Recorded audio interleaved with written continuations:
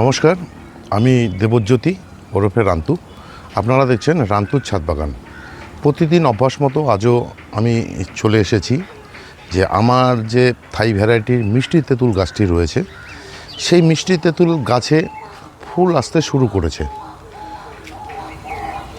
এই যে ফুল আসতে শুরু করেছে, এই মুহূর্তে এই তেঁতুল গাছকে কি পরিচর্যা করতে হবে তার উপরেই আজকের ভিডিওটি সম্পূর্ণ দেখুন, আশা করি ভালো লাগবে এবং আপনার যাদের ছাদ বাগানে বা যাদের বাড়িতে তেঁতুল গাছ রয়েছে ওনারা উপকৃত হবেন। কেননা এই তেঁতুল গাছ যাদের ছাদ বাগানে আছে সবারই হয়তো ফুল আসে কিন্তু ফল হয় না। আমারও তাই হয়েছে। কেন হয় না তার উপরেই আজকের ভিডিও। তেঁতুল গাছে ফুল হচ্ছে কিন্তু সেই ফুলের থেকে ফলে পরিণত হয় না। কেন হয় না? যদিও এই যে তেঁতুল গাছগুলো থাই ভ্যারাইটির মিষ্টি তেঁতুল গ্রাফটেড গাছ, দেখুন গাছের প্রতিটি ডালে এই কচি পাতা সহ কিন্তু ফুল আসতে শুরু করেছে।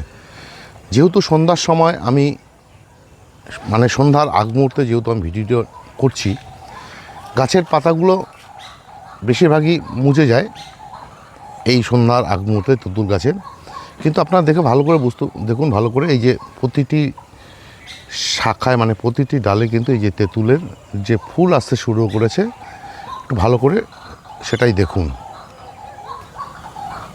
এবার আসি, এই যে তেঁতুল গাছের ফুল এলেও কেন ফল হয় না, তার কারণ হচ্ছে একটি গাছের ফুল হতে গেলে, ফুলের থেকে ফল হতে গেলে যে সমস্ত নিউট্রিয়েন্টের দরকার পড়ে, আমরা এই তেঁতুল গাছের ক্ষেত্রে হয়তো সেই নিউট্রিয়েন্টটি দিতে পারছি না। কি সেই নিউট্রিয়েন্টের অভাব সেটা আমরা সকলে অতি সহজে বুঝতে পারি না। এটা হচ্ছে একটি কারণ। 2 নম্বর একটি কারণ হচ্ছে যে কোনো তেঁতুল গাছকে তার ফল ধরতে গেলে, ফুলের থেকে ফল হতে গেলে মিনিমাম একটা বয়স হতে হয়। আমার এই গাছটির বয়স 3 বছর। প্রথম 2 বছর লাগানোর পর, যদিও গ্রাফটেড গাছ, ফুল আসেনি প্রথম বছর। দ্বিতীয় বছর ফুল এসেছিল কিন্তু তেঁতুল হয়নি। গত বছর প্রচুর ফুল এসেছিল কিন্তু ফল টেকাতে পারিনি। তার কারণ হচ্ছে আমি এই তেঁতুল গাছকে,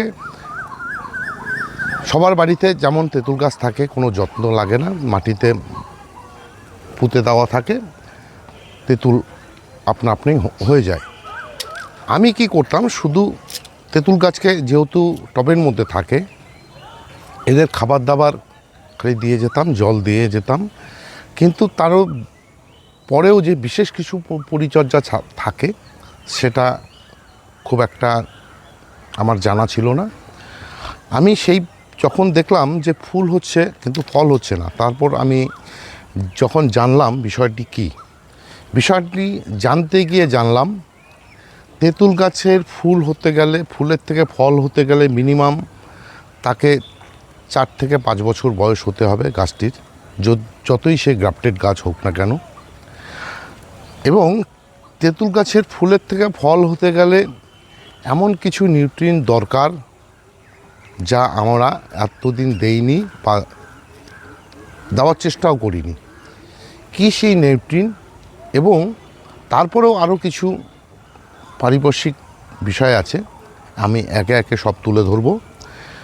নিউট্রিয়েন্ট হচ্ছে, তেঁতুল গাছের যেহেতু ঠিক এপ্রিল মাসে ফুল আসে, জানুয়ারি মাসে তেঁতুলগুলো পরিপক্ক হতে শুরু করে, ফেব্রুয়ারি মার্চের মধ্যে সেই সমস্ত পরিপক্ক ফলগুলোকে হারভেস্ট করে নেওয়া হয়। এরপরে যখন তেঁতুলের ফুল আসতে শুরু করে, আমরা কি করি, যে কোনো গাছেরই ধর্ম আছে, ফুল হওয়ার আগে তাকে ভারী খাবার কম দিতে হয়। সে সময় দিতে হয় একদম হালকা খাবার এবং কিছুটা ট্রেস। কিন্তু তেঁতুল গাছের ক্ষেত্রে ট্রেস দিলে হবে না, কারণ তেঁতুল গাছের মাটিকে সবসময় ময়েশ্চার রাখতে হয়। তার জন্য অনেকে আমরা হয়তো ট্রেস দিয়ে ফেলি, অন্যান্য ফলের গাছে যেটা করে থাকি, মানে জলের যে অভাব সেটা করে থাকি, কিন্তু তেঁতুল গাছের ক্ষেত্রে সেটা করলে হয় না। তেঁতুল গাছের মাটিকে সবসময় ভিজে ভিজে রাখতে লাগে, যার জন্যই হয় কি তেঁতুল গাছের ফুল হলেও সেই ফুলগুলো সব ঝরে পড়ে জলের অভাবে, যেটা আমরা অন্যান্য গাছের ক্ষেত্রে করে থাকি। এটা গেল একটা। নিউট্রিনের অভাবে তেঁতুল গাছের ফুল এলেও ঝরে পড়ে, কি কারণে সেটা আমি শেষের দিকে বলছি। এই যে দেখুন, এই যে তেঁতুল গাছটির ডালগুলো কিন্তু উপরমুখী, মানে উপর দিকে। এই সমস্ত ডালের থেকে কিন্তু তেঁতুল গাছের ফুলও যেমন কম আসে এবং ফুলের থেকে কিন্তু ফল হতে চায় না, মানে দেরি হয় বা হয়ই না। তাই কি করতে হয়, এই যে তেঁতুল গাছের যে ডালগুলোকে তার বাইন্ডিং করে দিতে হয়। আমার কিন্তু এই যে ডালগুলো কিন্তু তার বাইন্ডিং করা ছিল, আমি কিন্তু খুলে দিয়েছি। খুলে দেওয়ার পরও দেখছি কিছু কিছু ডাল, এই যেমন এই ডালটি উপরমুখী হয়ে আছে, তবে ভাবছি এই ডালগুলোকে এইভাবে নামিয়ে দেব। যেটা জমিতে যে সমস্ত তেঁতুল গাছ থাকে তাদের ক্ষেত্রে এসবের প্রয়োজন পড়ে না, কিন্তু টবের গাছের ক্ষেত্রে কিন্তু এটা একটা বিশাল জরুরি। তেঁতুল গাছের ফুলের থেকে ফল ধরাতে গেলে ডালকে হেলিয়ে রাখতে হবে, যেটা আমরা পেয়ারা গাছের ক্ষেত্রে করে থাকি। এটা একটা পয়েন্ট, যার জন্য ফুলের থেকে ফল হয় না। দ্বিতীয় বললাম, অন্যান্য গাছের ক্ষেত্রে যেটা আমরা জলকষ্ট দিয়ে থাকি, মানে ট্রেস দিয়ে জলের যে ট্রেস দিই, তেঁতুল গাছের ক্ষেত্রে সেই ট্রেস দিলে হবে না। তেঁতুল গাছের মাটিকে সবসময় ভেজা ভেজা রাখতে লাগবে। এবং এই যে এপ্রিল মাসে কিন্তু তেঁতুল গাছকে কোনো শস্যের খোল বা ভারী মিক্স খাবার দিলে কিন্তু সেই সমস্ত গাছের থেকে খুব একটা ফুল আসবে, সেই ফুলের থেকে কিন্তু ফল পাবো না। এই মুহূর্তে আমাদেরকে কি করতে হবে, আমাদেরকে এই মুহূর্তে ফসফরাস এবং পটাশ জাতীয় খাদ্য কিন্তু এই তেঁতুল গাছকে দিতে হবে। কি সেই খাদ্য? আমরা যদি এনপিকে ব্যবহার করি তাহলে 05234 দিতে পারি, বা 0050 সালফেট অফ পটাশ দিতে পারি। সেটার পরিমাণ কত? এই যে টপ গাছটি দেখুন, এই গাছটি একটা 15 ইঞ্চি গ্রো ব্যাগে আছে। এই 15 ইঞ্চি গ্রো ব্যাগের জন্য 1 চা চামচ যদি আমরা সালফেট অফ পটাশ বা 05234 যদি দিয়ে জল দিয়ে দিই তাহলে কিন্তু যথেষ্ট। এবং ঠিক এই অ্যাপ্লাইটা আমাদেরকে করতে হবে ঠিক আবার 15 দিন পরে।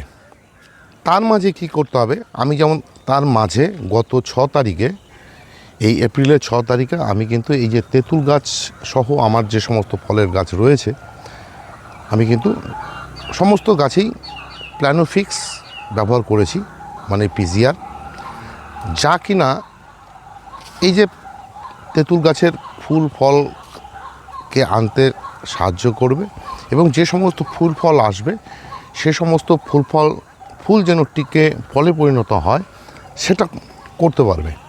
তার জন্যই প্ল্যানোফিক্স দেওয়া। এবং আজকেই আমি এই গাছটিতে 05234 দিয়েছি, ঠিক তার 15 দিন পরে আবার দেব। এবং প্ল্যানোফিক্স দেওয়ার 15 দিন পরে কিন্তু আমি একটি পিজিআর কাম মাইক্রোনিউট্রিয়েন্ট, যেটা নাম হচ্ছে বায়োভিটা এক্স, এই বায়োভিটা এক্স গাছের মধ্যে প্রয়োগ করব। কেন প্রয়োগ করব? ইতিমধ্যেই এই গাছের যে ফুলগুলো সমস্ত ফুটে যাবে এবং ফুটে যাওয়ার পর যখন কুঁড়ি বাড়তে শুরু করবে তখন যেন সেই সমস্ত ঝরে না পড়ে, তার জন্য বায়োভিটা এক্স আমি এই গাছে প্রয়োগ করব। এইটুক পরিচর্যা যদি এই মুহূর্তে তেঁতুল গাছের ক্ষেত্রে করা যায় তাহলে তেঁতুল গাছের থেকে আশা করি ফুলের থেকে ফল হয়ে যাবে।